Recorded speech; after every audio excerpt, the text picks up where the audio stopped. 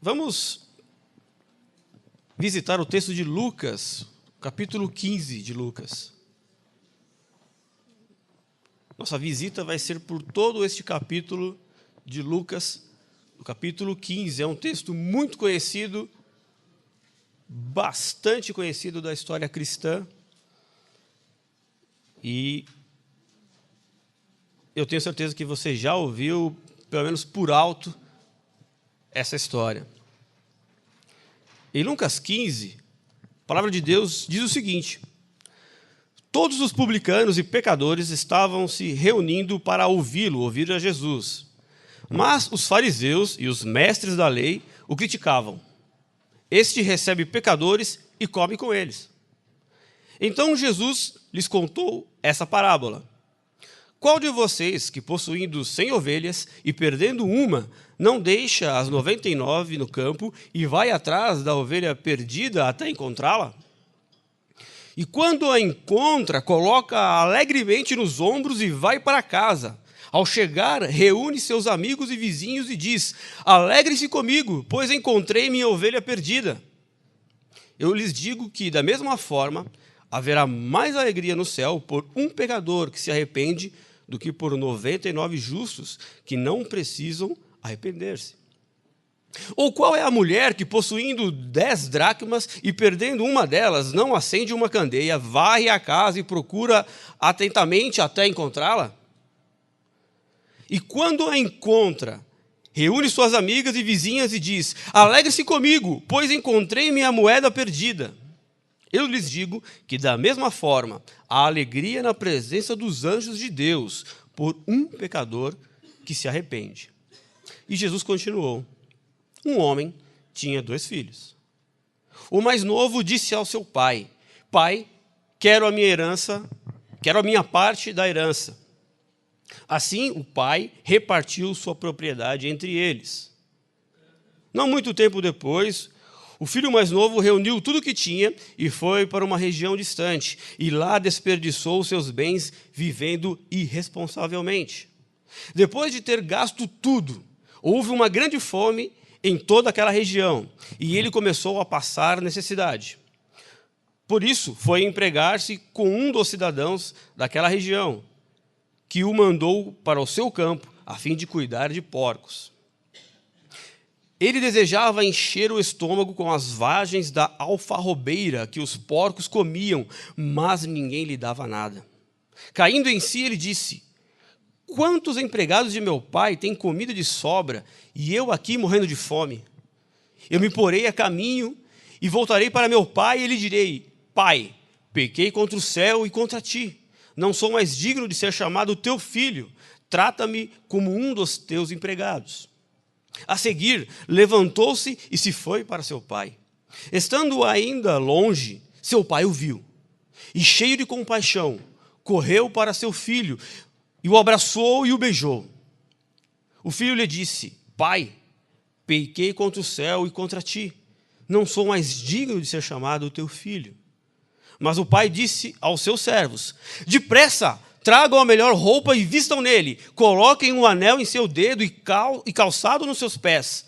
Tragam um novilho gordo e matem-no. Vamos fazer uma festa e nos alegrar. Pois este meu filho estava morto e voltou à vida. Estava perdido e foi achado. E começaram a festejar o seu regresso. Enquanto isso, o filho mais velho estava no campo. Quando se aproximou da casa, ouviu a música e a dança. Então chamou um dos seus servos e perguntou-lhe o que estava acontecendo. Este lhe respondeu: seu irmão voltou, e seu pai matou o novilho gordo, porque o recebeu de volta são e salvo. O filho mais velho encheu-se de ira e não quis entrar. Então seu pai saiu e insistiu com ele. Mas ele respondeu ao seu pai: olha, todos esses anos tenho trabalhado como um escravo ao teu serviço e nunca desobedeci às tuas ordens. Mas tu nunca me deste nem um cabrito para eu festejar com os meus amigos. Mas quando volta para casa esse teu filho que esbanjou os teus bens com as prostitutas, matas o novilho gordo para ele? Disse o pai: meu filho, você está sempre comigo e tudo que tenho é teu. mas nós tínhamos que celebrar a volta desse seu irmão e alegrar-nos, porque ele estava morto e voltou à vida, estava perdido e foi achado. Imagina que você está andando de volta para casa, você está, depois de um dia de trabalho, depois de ter saído, alguma coisa do tipo, e você se depara com uma multidão de gente. Você olha e vê aquela confusão, aquele fuzuê todo, aquele auê, aquele grupinho, e aí você se aproxima de alguém e pergunta: o que está acontecendo aí? E aí a pessoa que foi perguntada por você diz assim: olha, tem uma mulher ali fazendo um maior escândalo, um maior escarcéu. E aí quando você olha para descobrir quem é aquela mulher, você descobre que é a sua sogra. Aí você pensa 3 coisas. Primeira delas, isso é típico dela. Tinha que ser. Essa criatura é escandalosa mesmo e só fica calma agora se der o sossega-leão para ela. Aí você pode pensar uma segunda coisa. Você pode pensar que pode ser uma afirmação, uma pergunta, pode ser, bom, mas tinha que ser essa coisa mesmo. Ou, mas tinha que ser essa coisa, tipo, como se aquilo te envergonhasse. E a terceira possibilidade é: isso não faz o menor sentido. Ela jamais faria isso. Por que está desse jeito? Essa última alternativa era mais ou menos o que os fariseus pensavam a respeito de Deus. Deus pode promover um escândalo? Isso é um absurdo. Deus jamais promoveria alguma coisa que fosse causar um escândalo. Deus jamais promoveria algo que fosse semelhante a um escarcéu. Mas aí Jesus conta 3 parábolas para falar de apenas uma história. Jesus fala de um Deus escandalosamente sem vergonha. Não sem vergonha no sentido de sem escrúpulo, de sem honra, alguém descarado, mas ele fala de um Deus sem vergonha no sentido de que não tem timidez. Deus não tem constrangimento. Deus não tem constrangimento de buscar aquele que está fora do reino, aquele que está longe do reino. E é isso que o texto de Lucas vai dizer. Jesus aqui está sendo repreendido pelos fariseus porque ele está agindo de uma forma escandalosa. Ele está recebendo como anfitrião, provavelmente ele estava em algum lugar onde ele pode ser o anfitrião da casa. Ele está recebendo, está comendo com publicanos e pecadores. Um oriental jamais comeria com esse tipo de gente, com essa laia. Porque comer significa compartilhar vida. Significa dizer que, de alguma forma, nós temos algo em comum. Então, mesmo que alguém tivesse dinheiro, tivesse posses naquela época, ele não receberia uma pessoa pecadora. E aí, entre os pecadores, você pode colocar prostituta, como a gente ouviu na música, pode colocar drogado, pode colocar até pastores que eram pastores de ovelha mesmo, naquela época era considerado gentinha, e os publicanos eram os cobradores de impostos. Então, se alguém tivesse dinheiro, o que ele faria é o seguinte: ele dá o banquete, e aí as pessoas comem longe dele, fora da casa dele. Não sentariam na mesa dele para comer, ele não sentaria com eles para comer, mas Jesus não.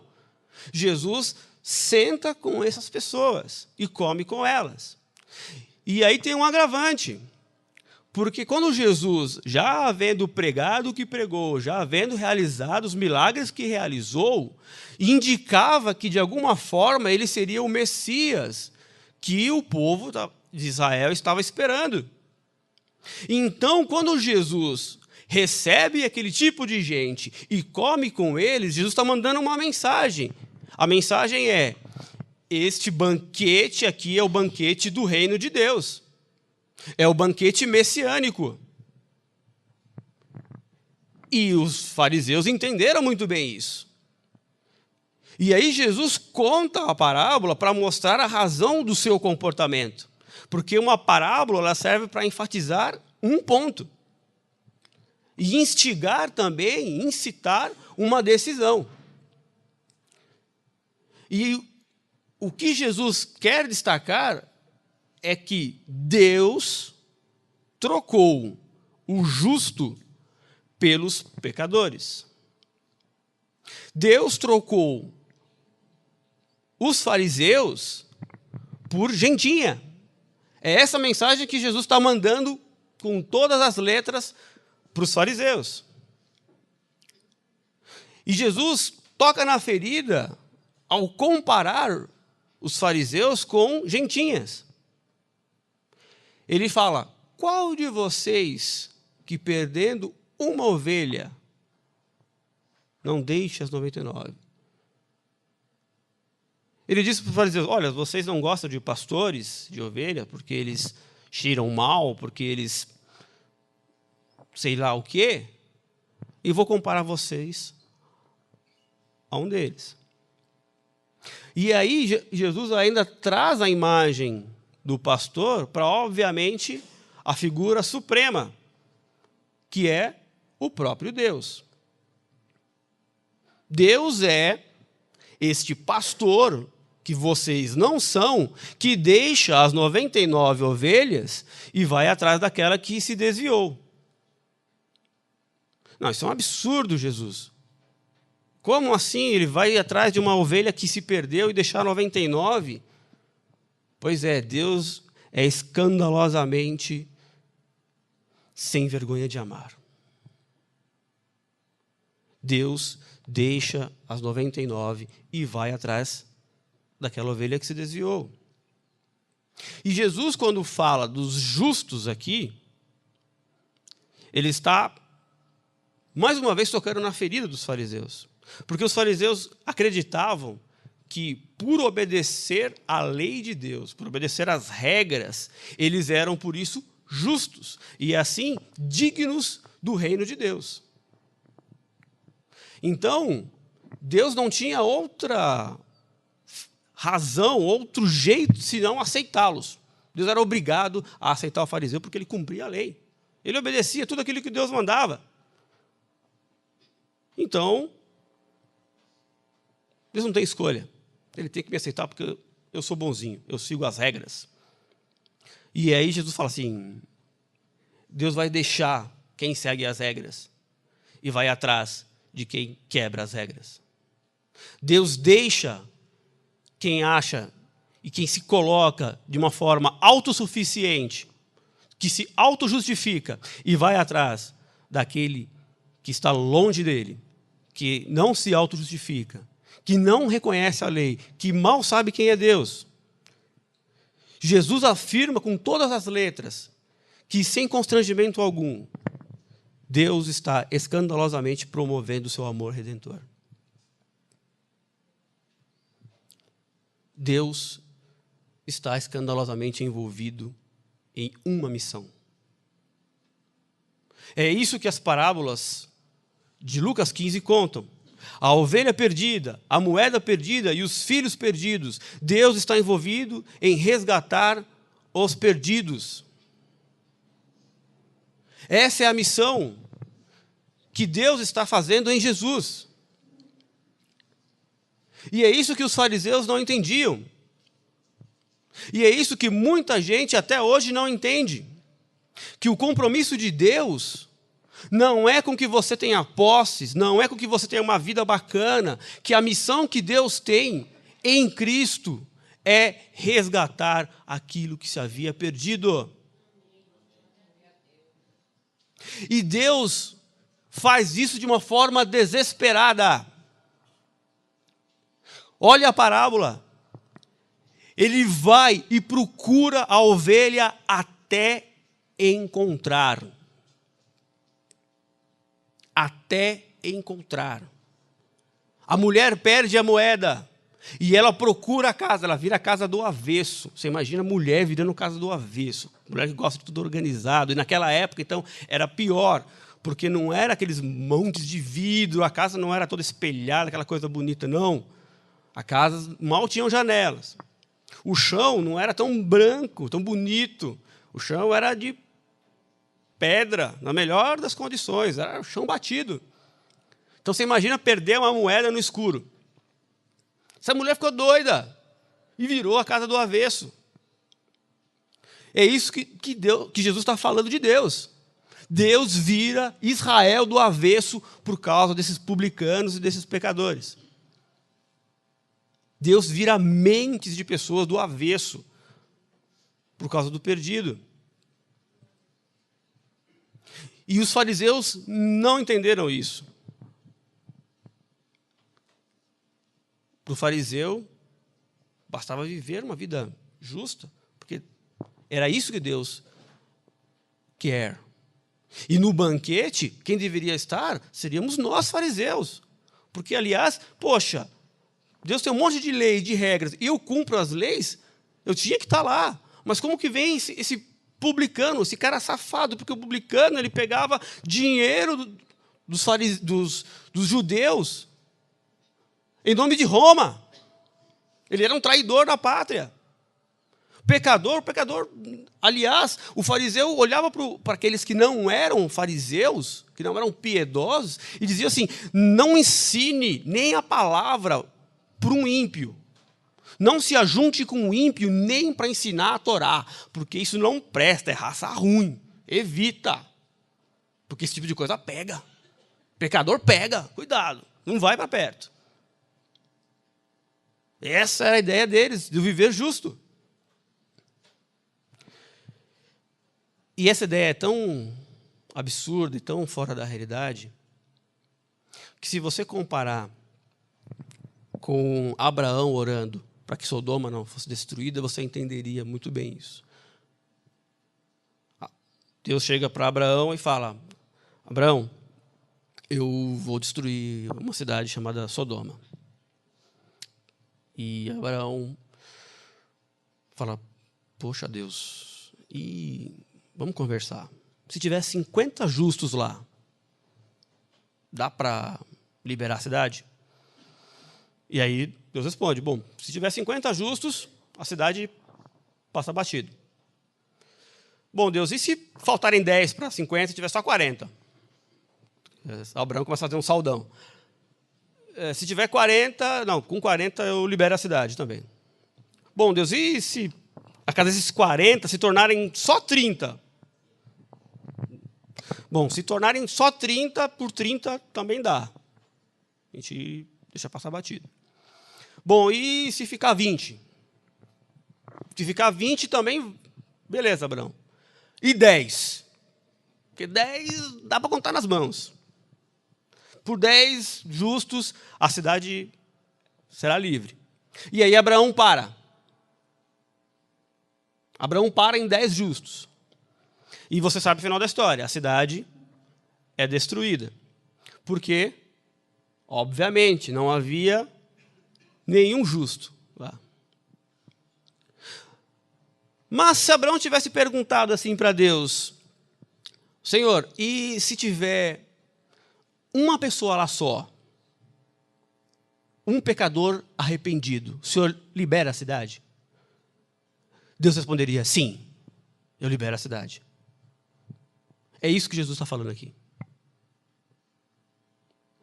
Não tem 99, não tem 50, não. Tiver um, Deus está atrás de um. Por um pecador arrependido, Deus libera a cidade. Porque justo não vai encontrar mesmo. Não há um justo sequer na face da terra. O único justo que houve é Jesus. E por Jesus, não só uma cidade é salva, mas todos aqueles que creem. É essa a história e o resumo da ópera. Deus está agoniado para encontrar a ovelha que se perdeu. Deus coça até o cabelo, como eu não tenho, mas Deus coça a cabeça e fala: como que eu vou buscar essa ovelha? Eu vou procurar até encontrar, eu vou achar. E aqui, os fariseus entenderam isso, porque em Ezequiel, No capítulo 34, Deus fala profeticamente sobre essa atitude. Eu mesmo tomarei conta das minhas ovelhas e as farei deitar-se e repousar. Palavras do soberano, o Senhor. Procurarei as perdidas e trarei de volta as desviadas. Apacentarei o rebanho com justiça. Os fariseus entenderam isso. Os fariseus entenderam que quando Jesus contou aquela parábola e estava agindo do jeito que agia, ele estava falando assim, eu sou esse pastor aí que Deus mandou. E eu vou deixar vocês vão ficar para trás, porque vocês não querem saber de arrependimento. Vocês não querem saber de mudar de vida. Vocês estão justificando a vocês mesmos. Vocês acham que é pelo seu próprio modo de viver que vocês vão entrar no reino de Deus. Lê do engano. E a gente às vezes fica vivendo assim. A gente acha que pela nossa própria conduta é que Deus dá um joinha para você, um curtiu na sua vida. Ah, não, eu conheço a palavra, então eu estou vivendo. Então quando eu oro e peço, Deus vai responder, porque eu estou orando. Eu estou lendo a Bíblia. Eu estou falando as palavras mágicas, em nome de Jesus, amém. Tem que falar em nome de Jesus, amém, Deus não ouve. Eu estou fazendo, tudo direitinho. Aliás, uma grande pergunta que muito crente ainda tem é, poxa Deus, mas por que isso aconteceu comigo? Como se o universo conspirasse contra nós. Como se Deus fosse igual aos deuses. Ele mirasse, ele está lá no céu lá agora, aí ele fica procurando com um alvinho, um target, para quem que ele vai acertar, e olha para um e pá! Aí joga uma desgraça na vida do cara, para o cara, não, você não estava orando direito. Se você estivesse orando direito, ou então o outro que tem a bênção, não, eu recebi aquela bênção porque foi uma bênção alcançada, porque eu sou justo. Eu sou o cara. Não é isso. Não é isso. Deus está atrás de pecadores. E de pecadores que reconhecem que são pecadores. Deus pulou de cabeça nessa missão de redimir esses pecadores. E Deus é um Deus que ama de uma forma tão escandalosa, que ele sim, ele deixou tudo. Ele deixou a glória, ele deixou o céu, e ele encarna e é crucificado. Isso são as provas de um Deus que está em missão, de um Deus que é apaixonadamente, escandalosamente apaixonado para correr atrás de nós, para ir atrás de você. Não importa onde você esteja. Não importa a situação com que você viva. Não importa como você desviou. Eu estava indo, eu queria seguir essa linha certa, eu queria servir a Deus sim, mas aí de uma hora para outra eu me desviei, eu não sei onde eu estou, eu sei lá, não estou nem pensando em Deus, mas Deus está pensando em você. Deus continua escandalosamente sem vergonha de dizer que te ama, apesar de você não saber nem onde você está. Porque o Filho do Homem veio buscar e salvar o que se havia perdido. E essa missão de Deus, ela se estende até nós. E a missão de Deus se torna agora a missão da igreja. É a missão do corpo de Cristo.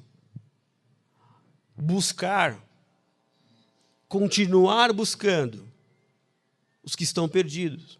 É a missão da igreja de Cristo. Dos perdidos que foram resgatados. Dos perdidos que foram encontrados. Continuar a buscar. Porque o Evangelho são as boas novas de Deus para todo mundo. É essa notícia de que Deus está em missão e de que Deus continua a sua caça. Deus continua a te buscar. E Deus também está escandalosamente envolvido na restauração. Se você for olhar aqui de novo as 3 parábolas, você vai perceber algo em comum. Aquilo que é perdido é encontrado. E quando é encontrado, há grande alegria. Há festa. A vírgula é na parábola dos 2 filhos, mais conhecida como parábola do filho pródigo, que não é a melhor ideia. Porque essa parábola, inclusive, Jesus está contando, como as outras 2, para quem? Para os fariseus. E os fariseus entendem muito bem o que Jesus está dizendo com essa parábola. Porque se na parábola anterior, nas outras 2, na parábola da ovelha perdida, Deus é o pastor que vira o mundo do avesso, atrás dos pecadores. Se na parábola da moeda perdida, Deus é a mulher que vira a casa do avesso, atrás de uma moeda que era decorativa, só para colocar no adesivinho da testa dela. Não significava nada, mas tinha grande valor para ela. Da mesma forma que os fariseus achavam que os pecadores não tinham valor nenhum. Então, quem é o pai? É Deus. E quem é o filho mais novo? Bom, são esses pecadores, os publicanos. E quem é o filho mais velho? São os fariseus. Era óbvio.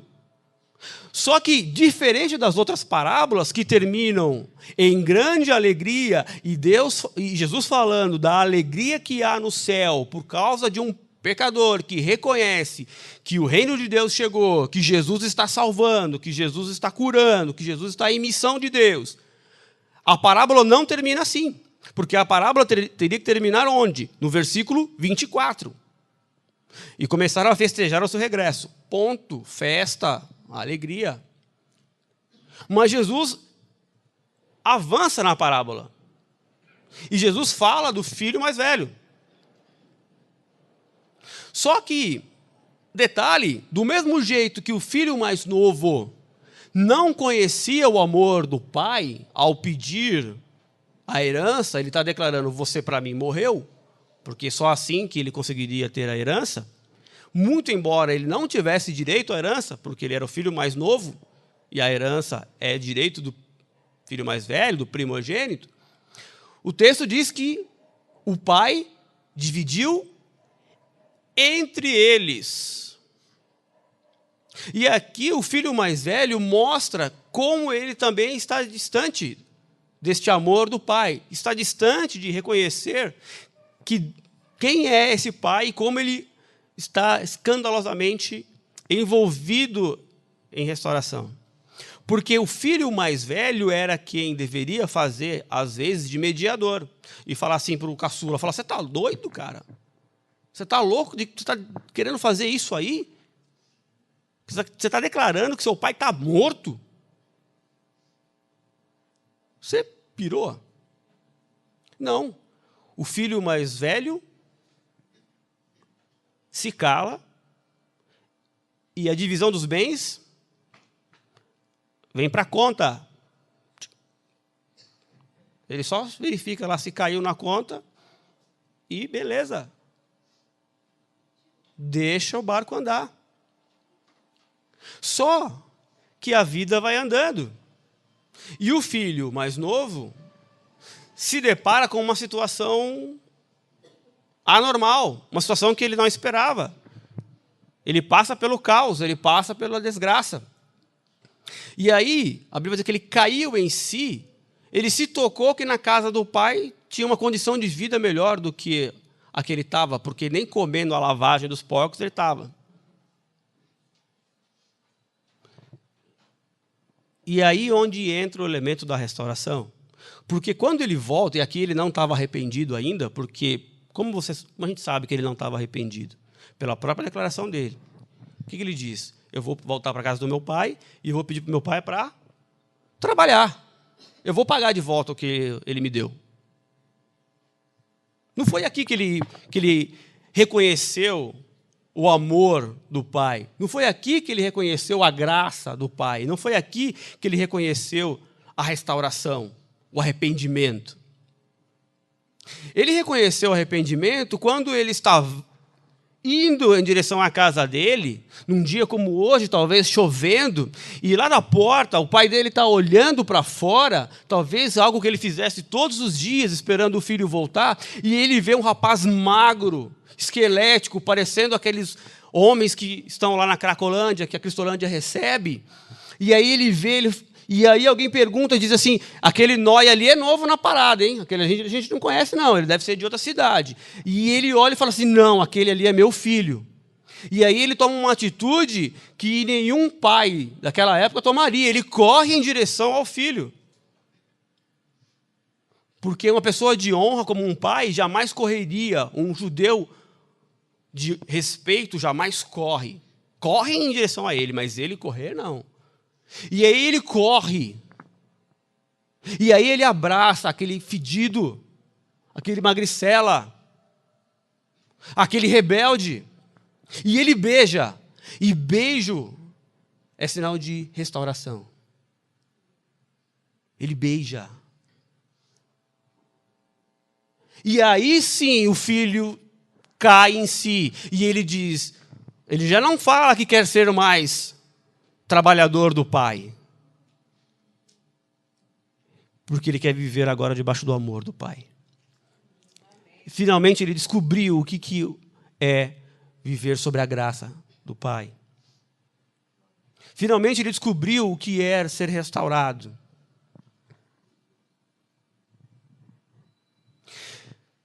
E ele é restaurado com a sua posição também. Que o pai manda colocar um anel, manda colocar a melhor roupa, manda colocar calçado, e colocar calçado quer dizer, você não é um escravo da minha casa. Porque as pessoas livres andavam calçadas. Ele é restaurado à posição dele. E assim como a ovelha que estava perdida, como a moeda que estava perdida, o filho perdido já não está mais perdido. O filho perdido foi achado pelo amor do pai. O filho perdido foi restaurado. E ele entra no banquete. E estas festas apontam para uma alegria no céu antecipada na terra. A alegria que todos vão desfrutar com Deus lá no fim, que o judeu esperava, essa alegria, o gozo do Senhor, o dia do Senhor. Jesus está dizendo assim, não, essa alegria da eternidade, ela invade a história na hora que um pecador se arrepende. Os céus entram em festa. Os céus entram em festa.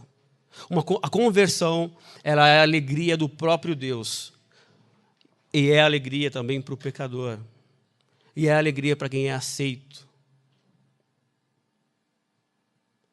Ele descobre que Deus não é aquele carrasco que ele pensava que era, mas que Deus é um pai tão misericordioso que aceita ele de volta.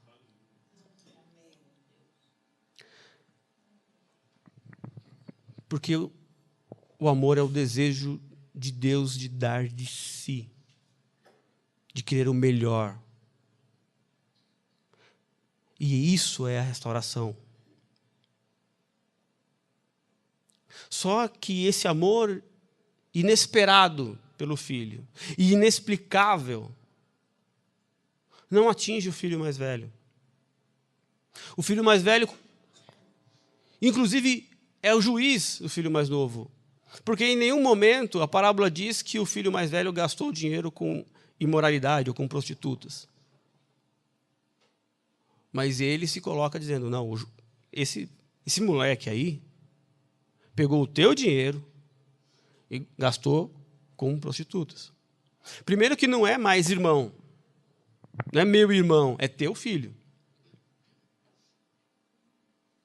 E da mesma forma que ele ficou quietinho, ele não falou nada, né? Você percebeu? Ele não falou assim, ele devia ter ficado com a consciência, tipo, com a pulga atrás da orelha, né? Porque ele falou assim, poxa, eu também peguei aqui, mas né, o moleque voltou, e agora, né? Não, ele julga o outro. Ele se põe na condição de dizer assim, não, peraí, eu sou escravo, eu trabalhei, você não me deu nem uma salsicha para comer com meus amigos aqui no churrasco. Eu sou teu escravo aí a vida toda. E o pai fala, não, você não entendeu nada, cara. Tudo que eu tenho é teu. E o que eu tenho de melhor não é os bens, não. São a comunhão. É você se enxergar como filho. É você perceber que eu não te botei para fora, mesmo você também falando que eu estou morto. E da mesma forma que o pai restaura o filho mais novo, ele tenta restaurar o filho mais velho. Só que a parábola acaba. A parábola acaba. E a alegria? Não sabemos. Porque depende do fariseu a resposta. Depende do outro. Depende de você saber melhor. Depende de você responder a esse Deus de amor escandaloso que está numa missão desesperada por resgatar você, por transformar você. Dar a resposta para Deus. Depende de você reconhecer que não há outro lugar melhor para estar do que a casa do Pai. Porque é lá que você descobriu o amor de verdade. E o arrependimento nada mais é do que ser constrangido diante de tamanho amor. Onde eu não deveria ser aceito. Onde eu sou a ovelha que se perde. Onde eu sou o filho que gasta tudo. Mas Deus me ama. Mas Deus, eu não fiz nada. Você não fez nada. Eu fiz por você. E nós, como igreja, estamos na missão de anunciar isso. Deus fez algo por você. Deus continua varrendo o mundo para te encontrar. Deus quer você perto dele. Deus quer sentir o teu cheiro. Ah, mas eu estava lá comendo alfarroba, eu estava lá, não interessa onde você estava. Ele quer você. Ele quer abraçar você e falar assim, acabou. Agora você está comigo. Agora você está aqui. O tempo da salvação chegou. A porta do reino de Deus está aberta. Vem comer comigo. Tem comida de verdade para você. Aqui tem vida de verdade para você.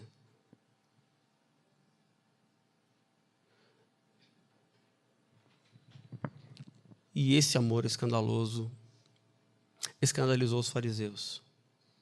Mas Jesus disse, feliz é aquele que não se escandaliza por minha causa. Feliz é aquele que não se escandaliza por minha causa. E nós somos o povo que anuncia esse escandaloso amor de Deus. Um Deus que escandalosamente, sem vergonha, diz para você que te ama, que te quer, que quer restaurar você, que quer ter você ao lado. E depois é sua festa. É sua festa. Deus quer dar uma festa junto com você. E é isso que todos os domingos a igreja celebra. Perdidos que foram encontrados, que estão a cada dia ensaiando a grande festa. Então você é convidado para essa grande festa. E se você está percebendo que a sua vida está longe dessa grande festa, se você está percebendo que esse escândalo do amor de Deus não é mais aquilo que motiva o teu coração, não é mais aquilo que te dá energia, fica o convite para você, nesta manhã, ser a ovelha que foi encontrada, a moeda que foi achada e o filho que voltou para casa. Vamos cantar o amor de Deus?